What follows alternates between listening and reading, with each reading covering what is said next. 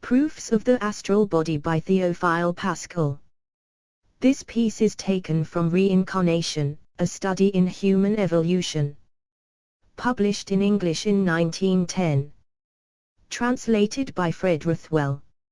Certain normal and abnormal or morbid phenomena in man have proved the existence of this vehicle, which we will call the higher consciousness, for it is far greater than normal, waking consciousness, that of the brain.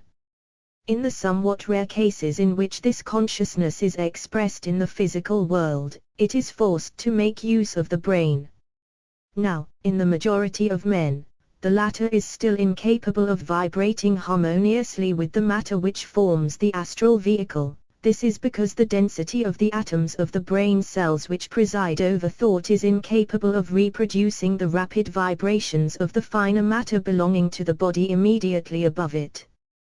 By special training, the yoga of the Hindus, by a particular constitution of body, sensitivity, by certain special methods, hypnotism, or in certain maladies, somnambulism, the brain may become receptive to these vibrations, and receive from them an impression, though always an imperfect one. The rarity of this impression, its imperfection, and especially the necessity for the vibration of the physical brain that it may be manifested in our environment, all these have made it very difficult to prove the existence of this higher vehicle. Still, there are certain considerations which show that it exists, and that it alone is capable of explaining the most characteristic phenomena of the higher consciousness. Let us first define these two states of consciousness rather more completely, and fix their limits. Normal consciousness is that which functions during waking hours, when the brain is in full physiological activity, freely and completely related to the outer physical world.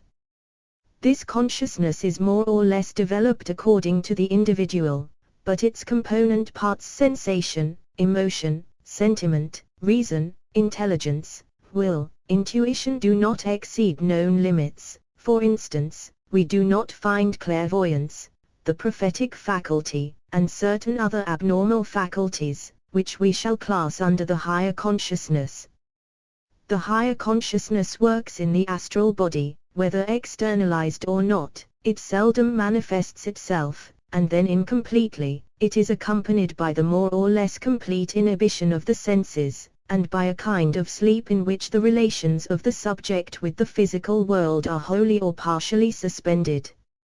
The characteristics of this state are greater keenness of the normal faculties, and the appearance of new ones, which are often inexplicable and extraordinary, and the more remarkable in proportion as sleep is more profound, the brain calmer, or the physiological state more abnormal. How can we explain the paradox that faculties shown by a brain in a state of inactivity cover an extent of ground which the brain in a state of activity cannot approach?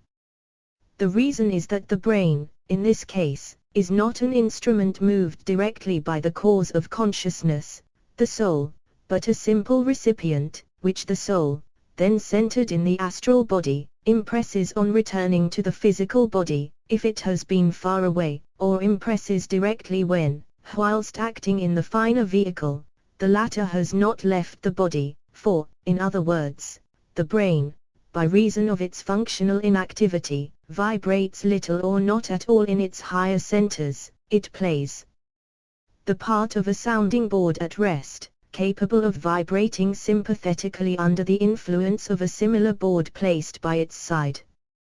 The necessity of cerebral quiet, if the higher consciousness is to make an impression, is now easy to understand.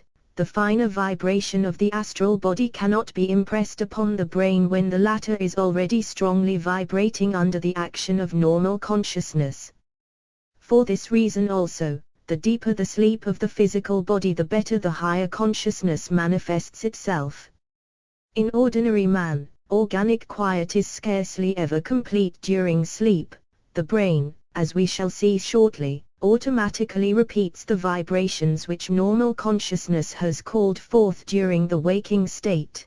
This, together with an habitual density of the nervous elements, too great to respond to the higher vibration, explains the rarity and the confused state of the impression of astral consciousness on the brain. The facts relating to the higher consciousness are as numerous as they are varied. We shall not enter into full details, but choose only a few phenomena quoted in well-known works,